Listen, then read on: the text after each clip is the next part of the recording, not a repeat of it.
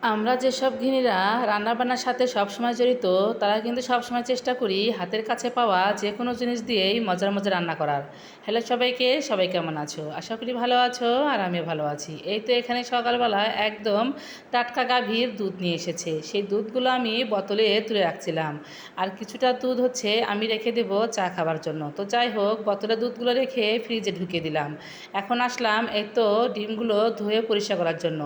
3-4 দিন হলো এই ডিমগুলো নিয়ে আসছে, ধোয়ার সময়ই পাচ্ছিলাম না, শুধু এখান থেকে নিয়েই ধুয়ে ধুয়ে রান্না করে খাচ্ছিলাম, মানে ভাজি করে খাচ্ছিলাম।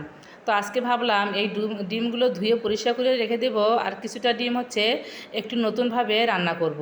তো যাই হোক, ডিমগুলো অনেক সুন্দর করে একদম জলের মধ্যে নিয়ে কষলে কষলে ধুচ্ছিলাম। আর এই ডিমের সাথে এত নোংরা থাকে কি বলবো, যেহেতু খোপের মধ্যে থেকে বের করে অমনি বিক্রি করতে নিয়ে চলে আসে, তারা তো ধুয়ে পরিষ্কারও করে না।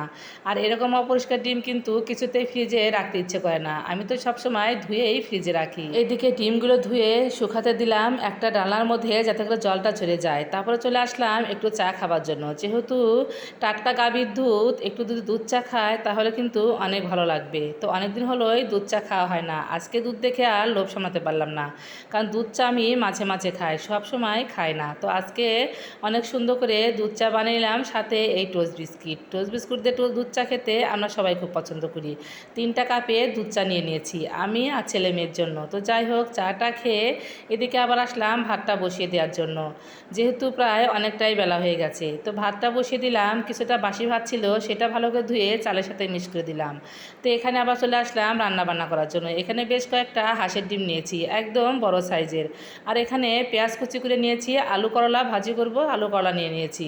তো সব কিছু হাতের কাছে গুছিয়ে তারপরে চলে আসলাম রান্নার জন্য। এখানে আমি একটা কড়াইয়ে গরম জল দিয়েছি, তারপরে দিয়ে দিয়েছি এর মধ্যে বেশ কয়েকটা হাঁসের ডিম ভেঙে। এইভাবে হাঁসের ডিম রান্না করলে খেতে এত মজা লাগে, না খেলে কেউ বুঝবে না।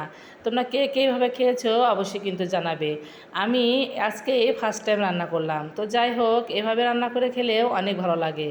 আর এখানে আমি দুটো ডিম ভাজি করে নিলাম, তারপর ডিমটা ভাজি করে নিয়ে এখন আমি সেই মজার রেসিপিটা রান্না করব।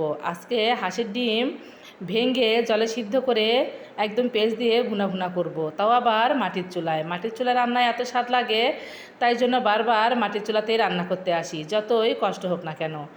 আর আমার বাসার সবাই তো মাটির চুলা রান্না খেতে বেশি পছন্দ করে। তো যাই হোক, কড়াই তেল দিয়ে সামান্য একটু জিরা ফোড়ন দিয়ে তারপরে পেঁয়াজগুলো সুন্দর করে ভাজি করে নিয়ে মশলা দিয়ে কষিয়ে নিচ্ছি। এর মধ্যে দিয়েছি আদা জিরা বাটা, আর একটুখানি মরিচের গুঁড়া, সাথে হলুদ লবণ, আর বেশ কয়েকটা চলা দিয়েছি। তো যাই হোক, অনেকক্ষণ কষিয়ে নেওয়ার পর বাটিটা ধুয়ে জল দিয়ে দিলাম। বেশি ঝোল রাখবো না, এখন ঝোলটা বলক উঠে গেছে, তাই আমি হাঁসের ডিমগুলো তোমাদের সাথে একটু শেয়ার করে নিয়ে ঝোলের মধ্যে দিয়ে দেব।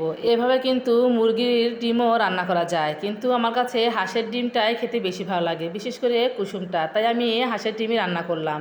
তো যাই হোক, এই তো ডিমগুলো দিয়ে দিলাম, এখন কিছুক্ষণ আর একটু জাল দিয়ে নেব, তারপরে ঝোলটা নামিয়ে নেব। রান্না বান্না করার যত বুদ্ধি আমাদের গৃহিণীদের মাথা থেকেই বের হয়, কোন রান্নাটা কিভাবে করলে বেশি মজা হবে, সবাইকে খাওয়ালে সবাই খুশি হবে, সেই চিন্তাভাবনা আমাদের মাথার মধ্যেই থাকে।